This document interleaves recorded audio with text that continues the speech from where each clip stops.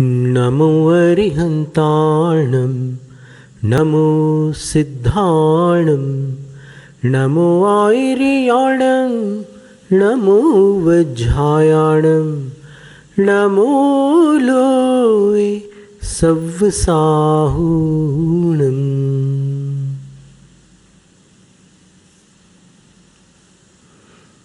11वां सत्र है जीवन का तीसरा पहलू। पहला था स्वास्थ्य, दूसरा सफलता और अब तीसरा पहलू है संबंध। सामाजिक प्राणी होने के कारण मनुष्य का अन्य मनुष्यों से संपर्क भी होता है और संबंध भी। अब ये संबंध कभी कभी रक्त संबंध होते हैं, कभी कभी शत्रु मित्र के संबंध भी बन जाते हैं, कभी कोई निस्वार्थ उपकार करता है तब भी विचित्र सा संबंध बन जाता है।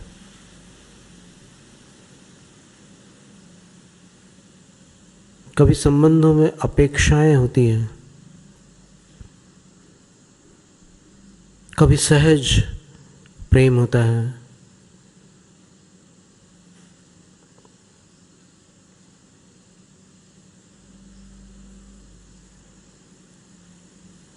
मीठे से मीठे संबंध अपेक्षाओं से कड़वे बन जाते हैं।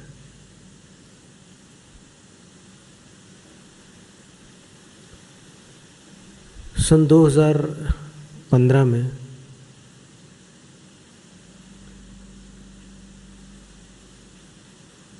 बड़ौत के एक सज्जन ने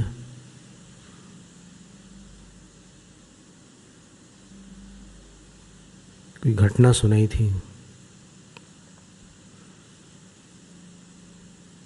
घटना ऐसी थी कि एक भूखा प्यासा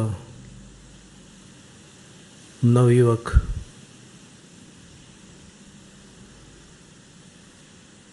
कहीं परीक्षा देने गया हुआ था।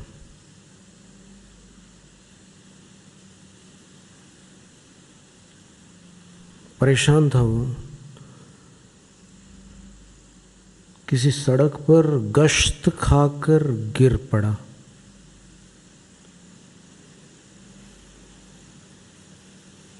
तो सामने जो मकान था वहाँ से कोई बहन आई और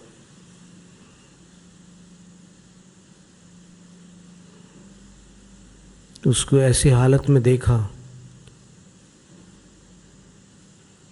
तो किसी उपाय से वो उसको अपने आंगन में ले आई। जब उसका शीतलोपचार हुआ, जब उस पर पानी के छींटे मारे गए, उसको होश आया।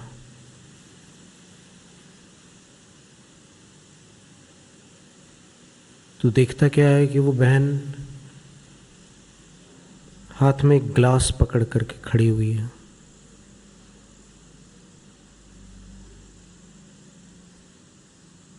भूखा प्यासा उसको लेकर के पी जाता है। दूध का ग्लास था, कुछ राहत मिलती है।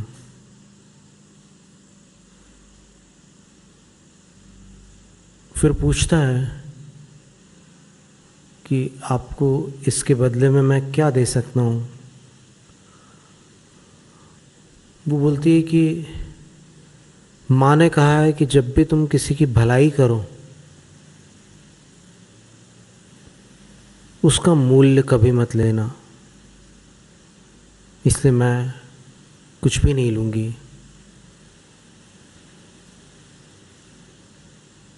वो चुपचाप वहाँ से चला जाता है।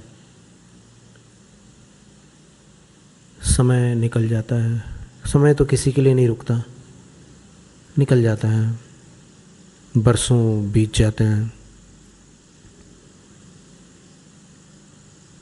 एक बार किसी नामी डॉक्टर के अस्पताल में जब वो डॉक्टर देख रहा था कि इस समय कौन से कैबिन में कौन से पेशेंट्स एडमिट हैं, तो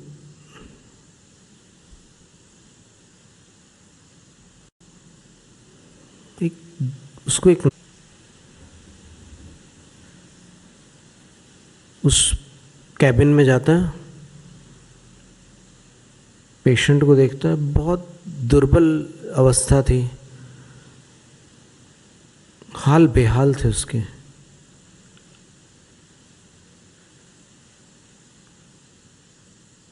पर डॉक्टर उसको देखता है और फिर अंदर ही अंदर ठान लेता है कि मैं हर संभव कोशिश करूंगा कि ये स्वस्थ हो जाए। अंततः हॉस्पिटल का स्टाफ, जो वहाँ का कर्मचारी वर्ग था और वहाँ के जो बड़े बड़े डॉक्टर्स थे, वो सब हार मान जाते हैं उस हालत को देख करके।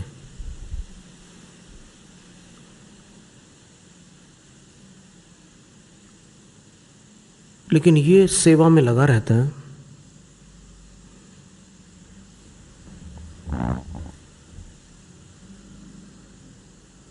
तो एक दिन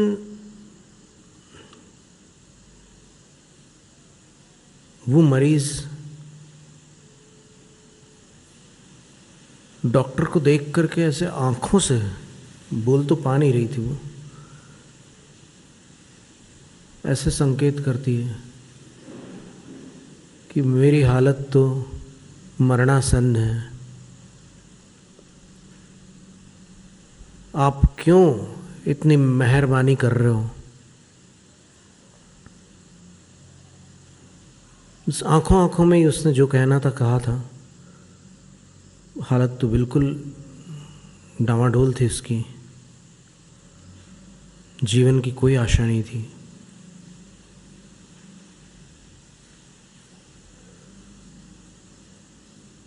तो वो डॉक्टर धीरे से एक वाक्य बोल करके कमरे से बाहर निकल जाता है।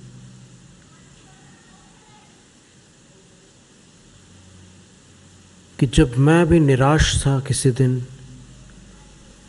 तब किसी की मदद से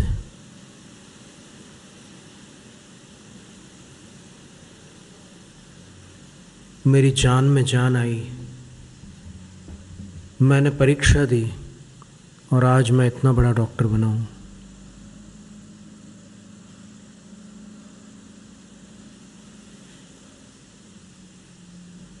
वो मरीज़ तो बिल्कुल बेहाल पड़ी रही, उसको कुछ समझ में नहीं आया डॉक्टर क्या बोल करके गए, लेकिन फिर भी उसकी उंगलियां थोड़ी सी ऐसे स्पंदन को प्राप्त हुई। कभी कभी तरंगें काम कर जाती है, अपन क्या बोल रहे हैं, क्या शब्द हैं, क्या घटना है, वो सब जब होश नहीं रहता तो पता नहीं रहता, लेकिन जो भावना होती है वो कभी कभी छू जाती है। इससे डॉक्टर की भावना ये थी कि निराश नहीं होना,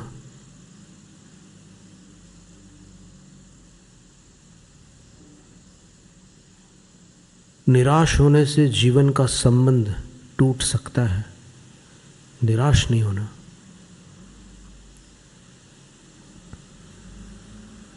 बड़ी कठिनाई से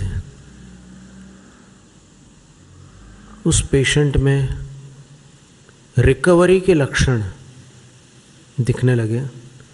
धीमे धीमे उसका स्वास्थ्य सुधरने लगा। बड़ा लंबा चौड़ा खर्चा था,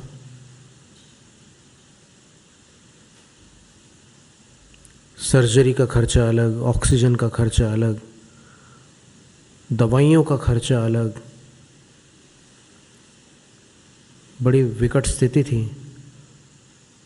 जब वो स्वस्थ हुई तब चिंता ने उसको घेर लिया। रोग तो छोड़कर चला गया, लेकिन चिंता ने उसको पकड़ लिया। वो सोच रही थी कि मेरा जीवन कट जाएगा बिल चुकाते चुकाते, लेकिन इतनी रकम मैं कैसे चुका पाऊंगी। खैर वो दिन भी आया जब बिल उसके हाथ में था और उस बिल में सारे चार्जेस लिखे हुए थे कि इसका इतना, इसका इतना, इसका इतना, इसका इतना। लेकिन उस बिल के एक कोने पर लिखा था कि यह बिल चुकाया जा चुका है।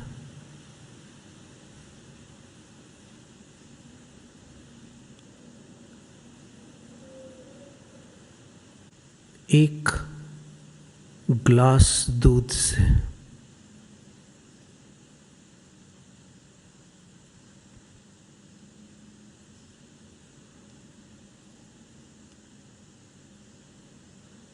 और जैसे ही उसने पढ़ा एक ग्लास दूध से मेरा बिल चुकाया जा चुका है, वो बहुत ही अचंभित हुई।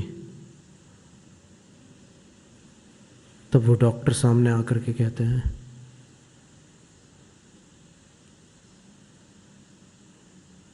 कि बहन, तुम भूल गई होगी, लेकिन मैं उस एक गिलास दूध को नहीं भूला हूँ। जब मैं बेहोश पड़ा था तुम्हारे घर के पास, तब किसी ने मेरी मदद नहीं की थी, तुमने मदद की थी।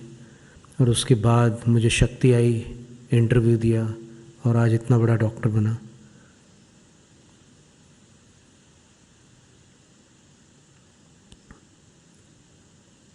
बिल की चिंता बिल्कुल मत करना।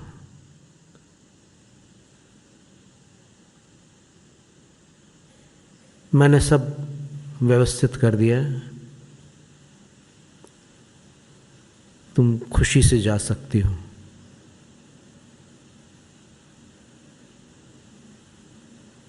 उसकी आंखों में आंसू आ जाते हैं कि देखो ऐसे भी लोग हैं जो एक ग्लास दूध का बदला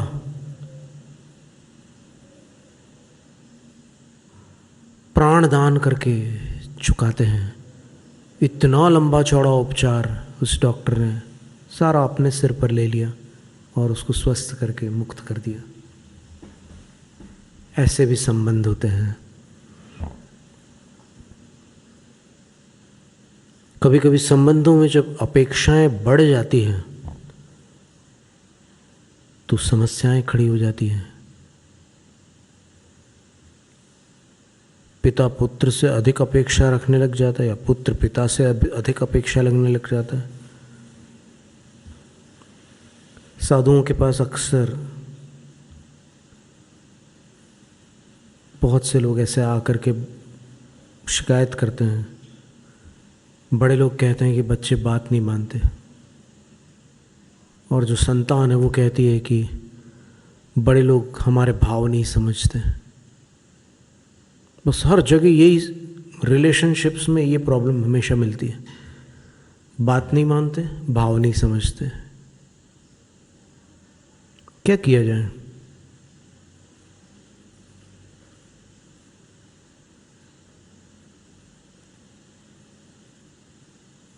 स्वामी निखिलेश्वरानंद जी ने कहा था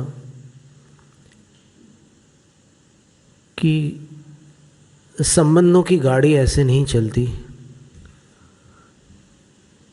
कुछ मेल जोल रखना पड़ता है। आप चाहो कि आपकी 100 बातें सामने वाला मान ले, संभव ही नहीं है। कम से कम 10 बातें आपको उसकी माननी होगी अपनी 100 बातें मनवाने के लिए। दोनों तरफ से यही स्थिति है। वो चाहे कि आप उसकी 100 बातें माने तो संभव नहीं है। कुछ तो आदान प्रदान अपेक्षित रहता है।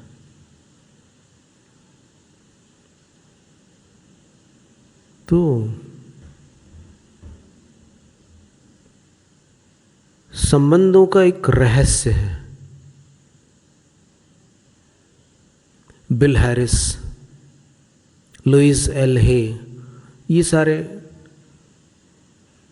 पश्चिम के शिक्षक रहे हैं, स्पिरिचुअल टीचर्स कहलाते हैं। इन्होंने कईयों के उपचार भी किए हैं, कईयों को मदद दी है।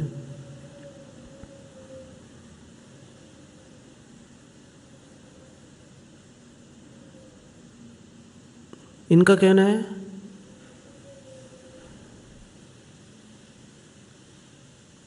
जैसे बिल हैरिस के सामने एक केस आया था, भी एक आदमी था, उसको सब लोग परेशान करते थे,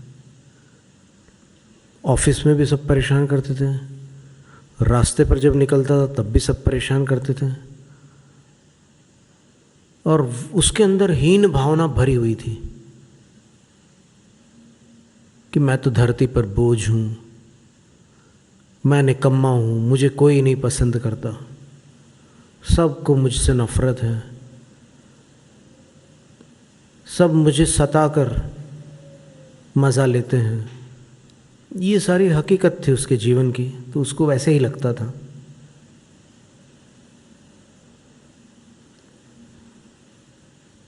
तो इन्होंने जो उपचार किया वो क्या था?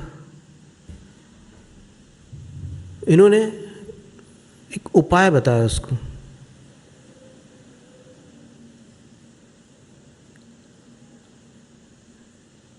तुम जो अपने आप को समझ रहे हो उसको बदल दो। अपनी जो सेल्फ इमेज है उसको बदल दो, फिर देखो क्या कमाल होता है। कुछ पलों के लिए या कुछ समय के लिए केवल नाटक करो कि मैं एक सफल व्यक्तित्व हूं, और खुद अपना भी सम्मान करो, खुद अपने से प्रेम करो।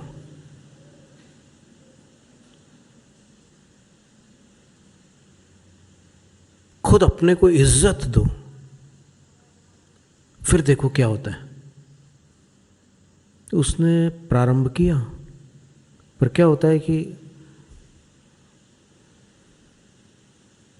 किसी भी उपचार का प्रभाव प्रायः करके तत्क्षण नहीं मिलता, कुछ समय लगता है।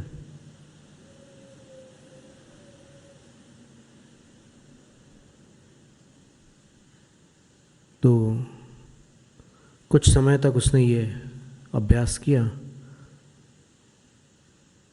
धीरे धीरे न जाने कैसे वो लोग उसके रास्ते में ही नहीं आते थे जो उसको छेड़ना चाहते थे, जो उसको तंग करते थे, और उसका आत्मविश्वास भी बढ़ गया। और अब वो मंच पर माइक से बड़े साहस के साथ और विश्वास के साथ अपनी बात को प्रस्तुत करने में सक्षम हो गया, और उसकी समस्या का हल हो गया। कहने का मतलब ये है कि अपनी सेल्फ इमेज जो है, अपनी जो निजी छवि अपन अपने अंदर बना के रखते हैं, उसका दुनिया पर बड़ा गहरा असर पड़ता है। और छवि बदल जाने से कभी कभी इंसान बदल जाता है। तो अपनी छवि को बनाना या बिगाड़ना अपने मन पर आधारित है। आप बार बार ये समझेंगे कि मुझे तो सब लोग नीचा समझते हैं, मुझे कोई नहीं चाहता, मैं अभागा हूँ। बार बार ऐसा सोचेंगे तो क्या होगा? आपके अंदर से निराशा के स्पंदन वातावरण में जाएंगे। और लुइस एल हे का कहना है, life is simple, what you give out comes back. जीवन बिल्कुल सरल है, जो तुम देते हो वो तुम पाते हो। तुम अगर ऐसे स्पंदन दोगे कि मैं दुखी हूँ, मैं परेशान हूँ, मैं दीनहीन हूँ, मैं अपात्र हूँ, ऐसे नकारात्मक विचारों से भरे हुए स्पंदन अगर तुम दुनिया को दोगे तो दुनिया भी वैसा ही बर्ताव करेगी।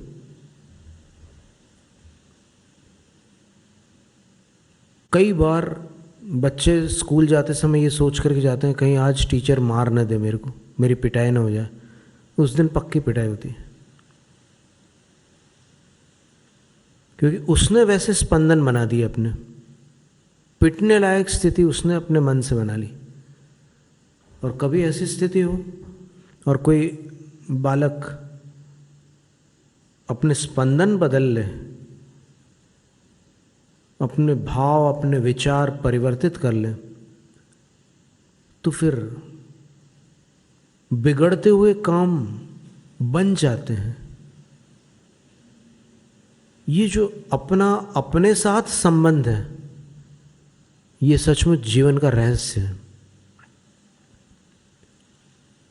कोई गलती हो गई, प्रायश्चित किया, और उसके बाद अपने आप को छूकर खुद से कहना कि चलो ठीक है, प्रायश्चित हो गया पूरा, अब हम अपने आप को क्षमा करते हैं। तो फिर जो आत्मग्लानि भरी रहती है अंदर, उससे आपको मुक्ति मिलेगी। और आत्मग्लानि से जो बीमारियां होती हैं उससे छुटकारा मिल जाएगा।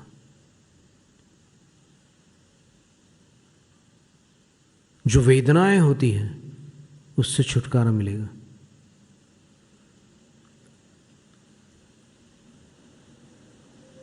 एक दोहा लिखा था, रिश्ते दर्पण तुल्य है तनाव बेकार, अपने प्रति जो है मनुज उसके प्रति संसार।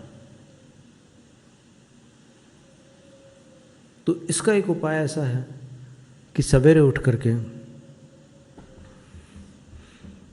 सब काम करने से पहले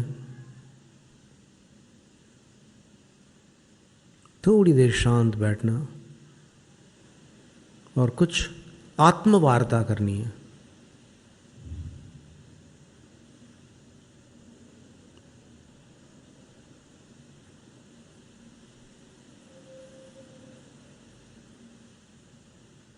आत्मवार्ता कैसे करनी है?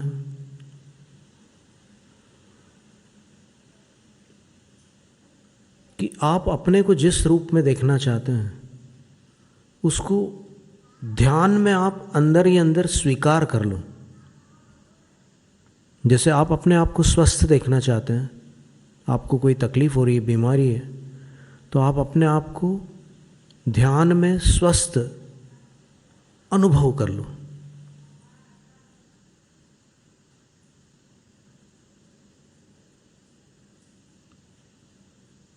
मैं पूर्णतः स्वस्थ हूं,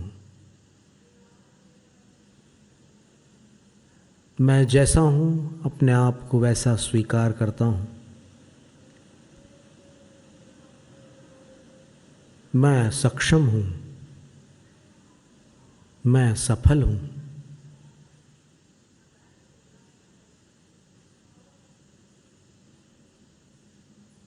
जो भी आप अपने आप को देखना चाहो वो अभी ध्यान में स्वीकार कर लो।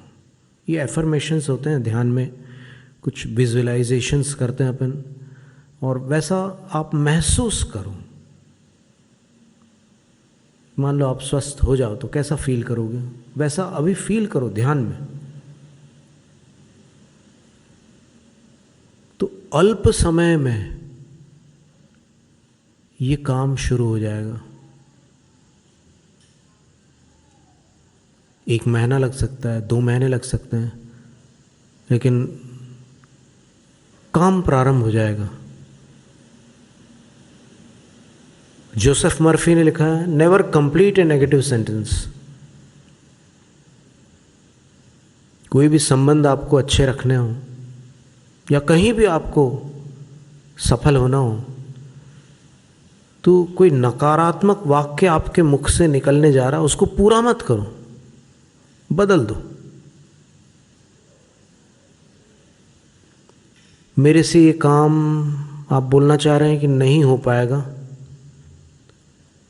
तो आप उसके बदले ये बोलो, होगा, भले समय लग जाए, होगा। सकारात्मक बना दो। ऐसे ही सारे रिश्ते परिवर्तित हो जाते हैं। आप अपने आप को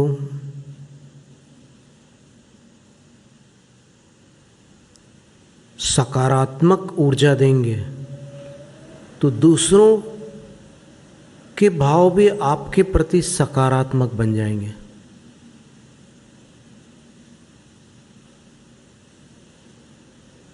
आप अपने आप को डांटेंगे, तुच्छ बनाएंगे, तो वैसी ही दशा प्राप्त होगी। रिश्ते दर्पण तुल्य है तनाव बेकार, अपने प्रति जो है मनुज, उसके प्रति संसार। जैनम जयतु शासनम।